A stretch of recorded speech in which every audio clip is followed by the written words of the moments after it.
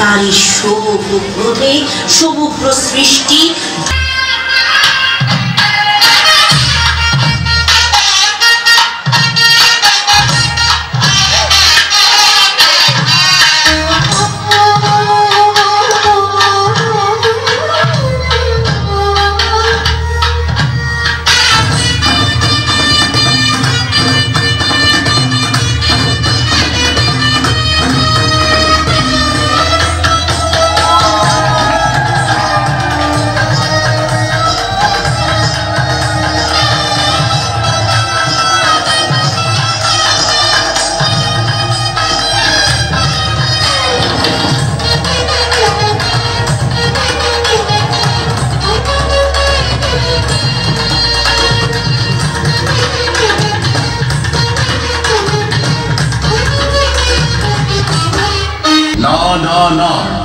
এই বিবাহ আমি মানি না।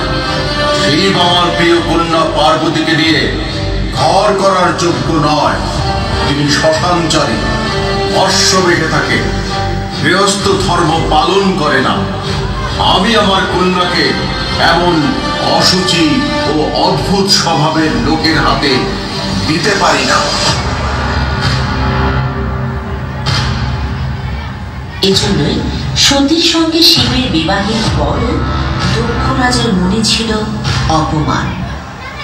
পরে এই কারণে দক্ষ যজ্ঞের সময় তার জামাতা শিবকে আমন্ত্রণ জানালেন না এবং সেই অপমান সইতে না পেরে সতী নিজেই যজ্ঞ মণ্ডপে উপস্থিত হয় এবং সকল দেবতা ও অতিথিদের সামনে দক্ষ রাজাকে উদ্দেশ্য করে তীক্ষ্ণ কথায় বলেন, যে ব্যক্তি নিজের জামাতা মহেশ্বরের মতো সর্বশ্রেষ্ঠ যোগীকে জেনে শুনে অসম্মান করে তাহাকে আমি পিতৃদেব বলে মেনে নিতে পারি না। যে শরীর আপনার মতো রাজার পিতৃ পরিচয় নিয়ে জন্মেছে সেই শরীর ধারণ করে আমার মহেশ্বরের অবমাননা সহ্য করা পাপ। এই দেহ আমার পরমেশ্বরকে বুঝিবার যোগ্য নয়, তাই আমি আমার এই দেহ অগ্নিকুণ্ডে আহুতি দিচ্ছি। ওম নমঃ শিবায়, ওম নমঃ শিবায়, ওম নমঃ শিবায়, ওম নমঃ শিবায়, ওম নমঃ শিবায়।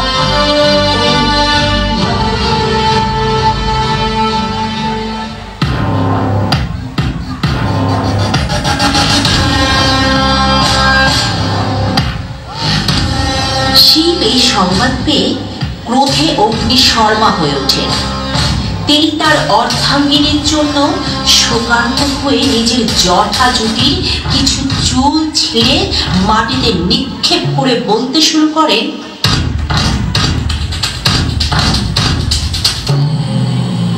হে বিশ্ব ব্রহ্মাণ্ডের দেবতাগণ, যজ্ঞের নামে যে অন্যায় হয়েছে এবং আমার সহধর্মিণী সতীকে এভাবে অসম্মান করে আত্মাহুতির পথে ধাবিত করা হয়েছে, এর প্রতিশোধ আমি নিবই।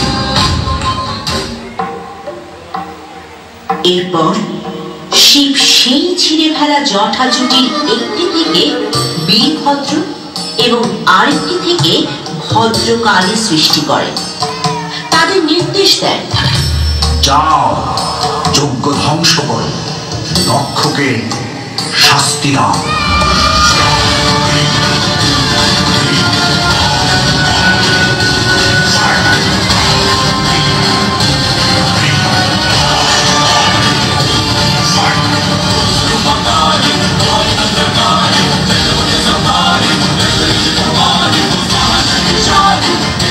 এরপর শিব সতীর জ্বলন্ত মৃতদেহ কাঁধে নিয়ে তাণ্ডব নৃত্য করতে করতে বিশ্ব ব্রহ্মাণ্ড প্রদক্ষিণ করতে শুরু করে। তারই শোক ও ক্রোধে সমগ্র সৃষ্টি ধ্বংস হতে শুরু করে। এই সময় দেবতাগণ ব্রহ্মাণ্ডের সকল সৃষ্টি রক্ষা করার জন্য শ্রী বিষ্ণুর শরণাপন্ন হন। সৃষ্টিকে